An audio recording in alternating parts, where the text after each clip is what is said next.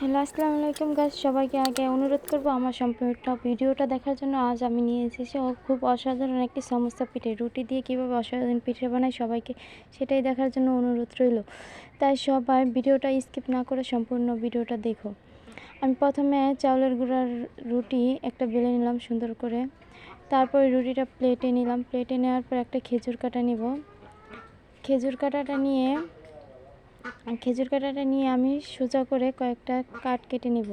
দেখো, খুব সহজেই কিন্তু এই পিঠাটা বানানো যায়, আর কিন্তু খুবই সহজ এবং দেখতেও কিন্তু অসাধারণ সুন্দর। কাটা শেষ, এখন আমি জাস্ট এখান থেকে এখানে মিলিয়ে নেব। মিলানো হয়ে গেলে এই যে এখন আবার এইখান থেকে ওই পাশটা মিলিয়ে নেব। মিলিয়ে নিয়ে এখন আমি এখান দিয়ে জাস্ট সমান করে মিলিয়ে নেব। মিলিয়ে নেওয়ার পর নীল আমার ওটা সম্পূর্ণ হয়ে গেছে। এখন নীল ব্যাটারি দিয়ে জাস্ট নীল বানানো হয়েছে, এটা দিয়ে আমি কাটা কেটে দেব।